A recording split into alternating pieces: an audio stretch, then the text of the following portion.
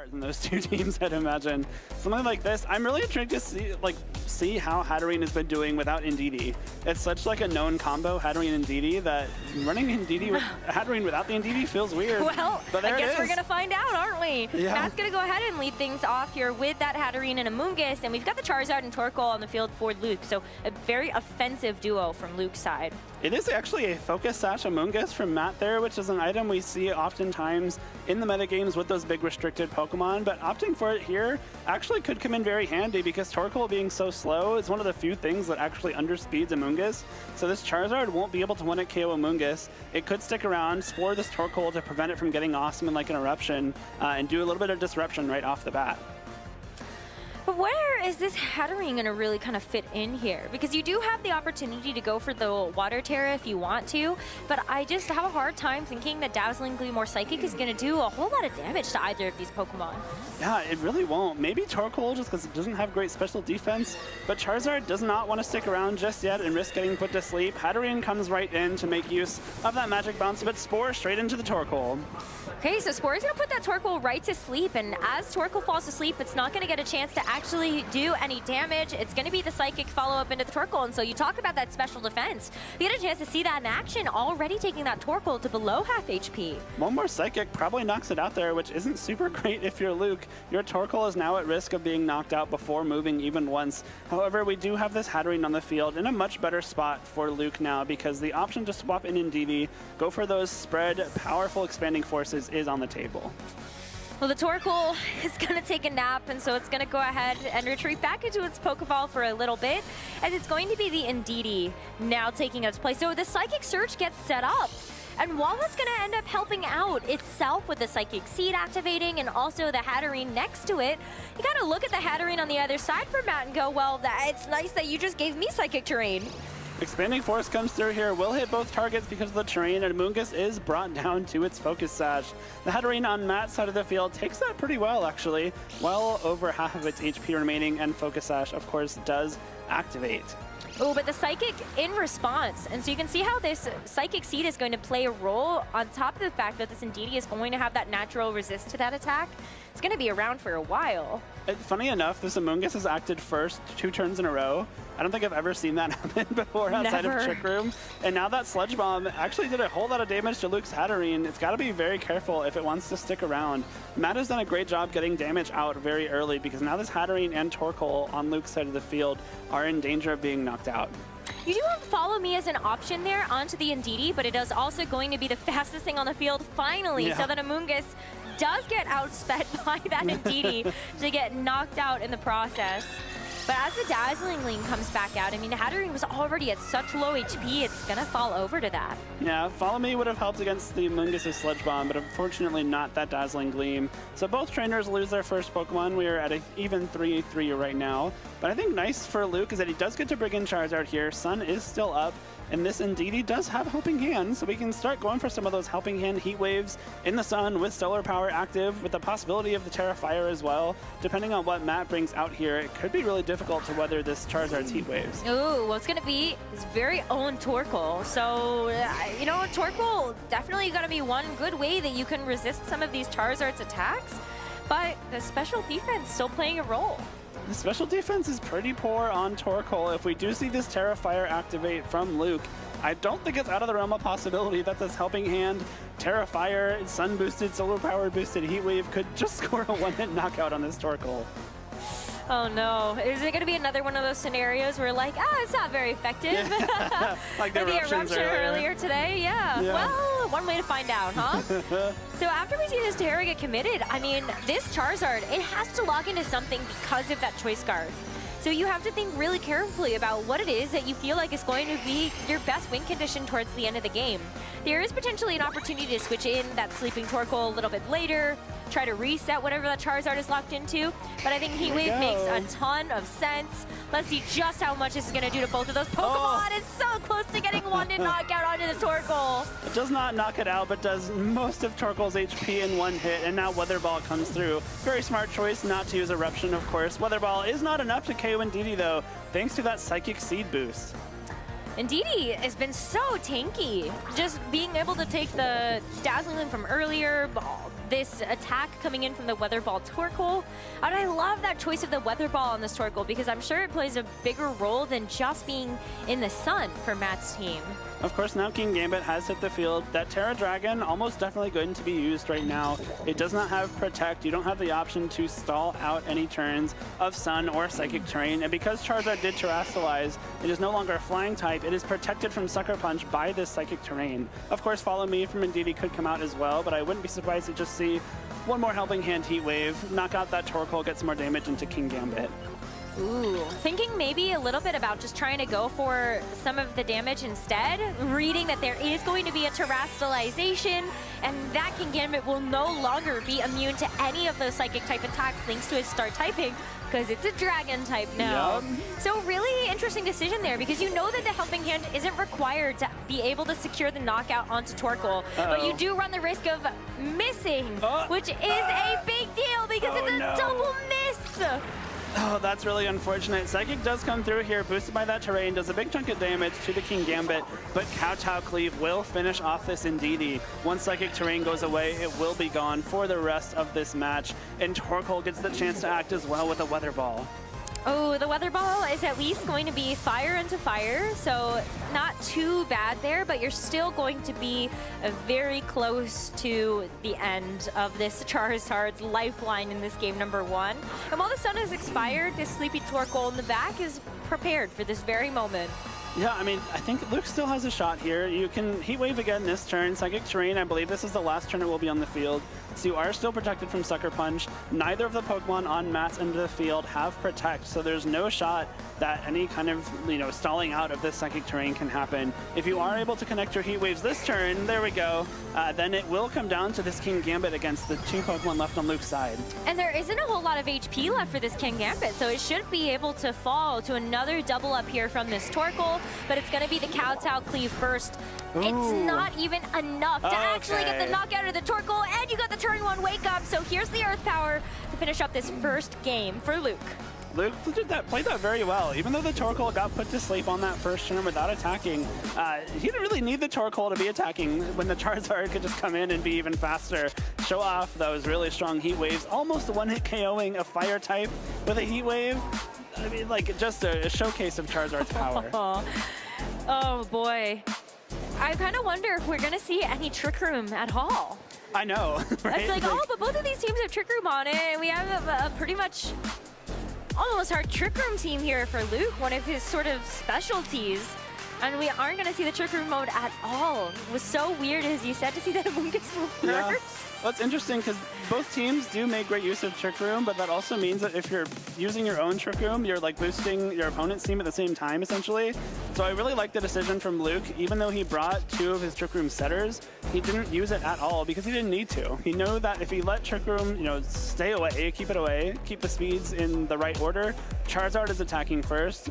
Matt doesn't really have a great resist to this Charizard unless you use that Terrastalization, which then unlocks the King Gambit to be hit by Psychic from that Indeedee. And I think that was a really smart option to not use that Trick Room. I wonder if Salamence makes an appearance here, because I feel like there is a really nice way to have this, like, to kind of weave in the Salamence. Not only does it have that natural resist to the Charizard, but also, what if you just, I don't know, I like dual Wing Beat on this Pokemon. We've just talked about that. Yeah. I mean, the Salamence would be good into something like Gallade. Of course, the Clear Amulet blocks Intimidate, but you are threatening damage with that dual Wing Beat. Of course, the Grass Terra means that it can't Terrastalize away from that flying weakness. But at the same time, Salamence, like, along the same vein as Torkoal, it's not going to be taking those Heat Waves super well, probably a 2-hit KO, even though it is resisting with that Dragon typing. And of course, if it does have to Terrastalize for whatever reason, it turns into a Steel type, which just gets roasted by a Heat Wave. I think you have to deal with Charizard somehow. That was what Matt couldn't really do in this first game, especially the Terrastalized Charizard with the greater damage output and the protection from Psychic Terrain as it's no longer flying. That was a really great call out there with the Psychic Terrain being able to protect the Charizard, and I feel like that does limit a lot of King Gambit's potential in this matchup. Because you would look at Charizard as one of the fastest things between both of these teams. And it's not like the Salamence is a more supportive set that does have access to something like Tailwind. And in fact, I don't know if you would even want to use that because Luke still has plenty of options to actually set Trick Room. because you're not even just looking at the Hatterene that has access to it, but you also have Indeedee that could go for the Trick Room setup as well as the Gallade. There's 3 Trick Room setters on Luke's team. The one thing that is nice for Luke to know is that the Amoonguss on Matt's side of the field is faster than his own Hatterene. So if you are setting up Trick Room, that means that Hatterene will be able to attack this Amoonguss before it could possibly go for a Spore, put someone to sleep, go for a Sledge Bomb even to get some good damage out into that Hatterene. So if Trick Room does go up, that could be nice, especially because Torkoal, of course, is outspeeding Amoonguss as well in Trick Room. And with the combination of Hatterene and Torkoal, Amoonguss probably gets knocked out before it can Spore. But I don't know if you really want Trick Room to go up. Again, I think you have the speed advantage with this Charizard. Nothing on Matt's side of the field can really threaten it with a one-hit KO, even though it isn't the bulkiest of Pokemon. And if you get a couple turns to throw out these really strong Heat Waves, that could be enough damage to set up the rest of the game. What if Torkoal just goes for Earth Power next time? Calls the Terrestrialization? No, maybe. But speak of the devil, it is going to be Salamence and Porygon 2 here for Matt in this game number 2. But it's going to be the Intimidate onto the Charizard and Torkoal, which don't care. They're both special attackers. I like this lead again from Luke. Like, you're just threatening all this damage right off the bat. It went well for you in that first game, even though you did lose the Torkoal to a sleep right away. And by going for this Terrafire with the Choice Scarf, you're going to be able to outspeed either of these 2 Pokemon. We did see the Terrafire overheat locked into Salamence, and between the Sun, the Solar Power, the Terra, that might just be a one-hit KO. I think you're right about that one. I think even if you tried to target that into the Porygon 2, I was wondering the same thing. I think that might also be a knockout there. I'm not 100% sure with the Eviolite involved, but it's a lot of damage. Yeah. Is kind of the vibes that we're getting from that particular calc. So here's the Terra, and then you have to kind of think ahead of what could this Porygon 2 potentially do to you? If it's going to survive this turn, are you looking to actually recover here? Are you looking to potentially go for just any type of damage? It's a fighting Terra. But the overheat is not going to connect, and that's going to be the 3rd miss, actually, that Luke's going to take in this game. And the crit! Oh, no.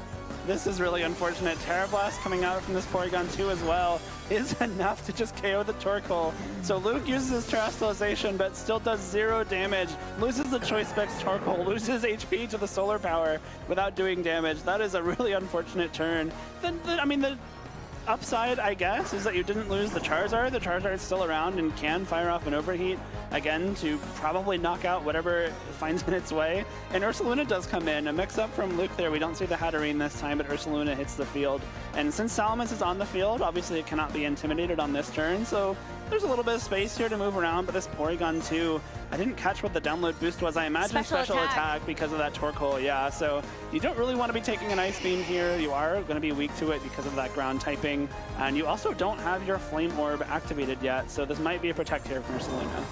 Protect makes a lot of sense. You just want to make sure that that Guts is going to get activated on the next turn, and this gives you another opportunity to actually land this Overheat. This time, it's going to be into the Porygon 2, so we were wondering whether or not it would actually get the KO, and it does not, despite the fact that it was going to be able to connect this time around. Oh, the Dragon Claw. It does so much to this Charizard. The Solar Power might just knock it out at the end of this turn if the Porygon 2 didn't.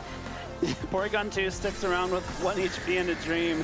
Matt really wants to make this a 3-game set, and so far it's looking like it might be. That Dragon Claw doing so much damage backed by that Life Orb. Now Ursaluna does have its Flame Orb, it does have Guts activated. Indeed, it does come in, so you have the option to redirect damage away from it. You can set up Trick Room if you see fit. But at the same time, you are down 2 Pokemon to 4. This Porygon 2 on Matt's side, surely 1, 2, at least single-digit HP there, surviving that Overheat. And that answers our question, like, does it KO? Might be a roll. Maybe. Yeah, it actually might be a damage roll, but the answer is certainly not 100% here. There's still a lot of options, though. You got to deal with the Salamence. I think that's kind of like a big key here. Obviously, you got to get rid of the Porygon 2 as well, and Indeedee should move before that. So you're not going to see a recover come through from the Porygon. Get rid of all of that. I would hope not. Usually, though, traditionally, the Indeedee is faster. Right. It's tough. I don't know. I think you do kind of have to go for the Psychic there, but that means that if Matt stays in with the Salamence and tries to get some damage off into Ursaluna, the Indeedee won't be redirecting it. That would be a pretty risky play here, but goes straight for the Dragon Claw, actually. Not to Ursaluna, but to the Indeedee. So Luke that Ndidi is going to get taken down to half health, but you worry more about the Porygon 2 in this situation because of the Ice Beam, as you said. The Terrestrialization is gone. This Ursaluna is vulnerable to having to take that damage. And when you look at the Facade, especially now that Guts is activated, that is definitely a knockout onto the Salamence. So Luke evens the Pokemon count at 2 apiece. But Luke is in, I would say, a little bit worse of a position overall. Your Ndidi, your support for this Ursaluna has been severely weakened, might be in range for a 1-hit KO from something else on Matt's side of the field. And of course, Matt has the option to Terrestrialize, whereas Luke does not. It was used on that Charizard. Amoonguss and King Gambit coming in. I don't know, this might be kind of close. King Gambit doesn't want to take a Headlong Rush. Of course, you can Terrestrialize, but Dragon is still going to be neutral into both Facade and that Headlong Rush, or even Earthquake. The Focus Sash and Amoonguss also might be really important here as well. Yeah, this King Gambit from Matt also importantly has Iron Head, Kowtow Cleave, Sucker Punch, and Sword Stance, and so there isn't actually an option here to go for something like Low Kick as we traditionally see on some other King Gambits. And even if there was, Ursaluna doesn't actually get KO'd to that from this position. Importantly, this Amoonguss is Terra Ghost as well. If the Ursaluna does try to go for a Facade, either into that Amoonguss or possibly trying to call the King Gambit Terrestrializing, a redirected normal type move into that Ghost type Amoonguss could spell disaster for Luke as well. It is going to be the King Gambit, though, that gets the Terra, so another Terra Dragon from the King Gambit, which does make it a little bit less susceptible to that Headlong Rush, but you still have to worry about what else this Ursaluna can do. Does mean that this Amoonguss is going to get its Focus Sash broken by this Psychic, and we're also going to see the Headlong Rush finish the job. The problem, though, is that Headlong Rush does have a downside, and that is going to be reducing your defense and special defense. Defense, of course, the more important one versus this King Gambit on the other side. Kowtow Cleave comes through here into the Ursaluna, will do a lot of damage thanks to that defense drop, but importantly, the Psychic Terrain remains up. Ndidi remains on the field. You can either follow me, or you can Helping Hand this Ursaluna. A Helping Hand Facade here might be enough to KO this King Gambit because it did opt to Terrestrialize away from that Steel typing. But it's really important to note as well that we saw the Ursaluna move before the King Gambit. Yes. So if you go for the Follow Me here and you go for the Facade, even just being able to get 2 Facades off should do the trick. So I love that Luke is playing it safe. Just going to go ahead and draw the attention away from the Ursaluna, so it's going to have to take the Kowtow Cleave, but in fact, I think they might be speed tied. Oh my. Because that King Gambit moved first. That could be interesting. I noticed the same thing. Ursaluna moved before King Gambit, so that might be important for Luke here, but the speed tie might actually come into play. Facade does not KO. I think this is just going to be a speed tie to decide the game, Rosemary. No way. We saw this earlier with Garchomp. I didn't expect it with Ursaluna and King Gambit. Right, because the Psychic Terrain is still active. It's not a sure deal to just go for the Sucker Punch, so it comes down to who's actually going to move first on this last turn, and it's going to be the Facade from the Ursaluna, and that is going to be Luke winning the series 2-0. What a back and forth game that was. That was a really rough start for Luke with that overheat miss, with losing that Torque Hole right off the bat, but kept his wits about him, you know, realized I still have this Charizard that threatens huge damage. Almost when it KOing a Porygon 2 with a neutral attack is something that not many Pokemon can claim, and so great job by Luke to know that, hey, I still have all these pieces left in my team. This Ursaluna in the back is going to put in so much work, knowing that he had to double it up with that Psychic and the Headlong Rush, because this Amoonguss doesn't carry Protect. There's very few Protects on Matt's team here, which actually did, you know, turn out to be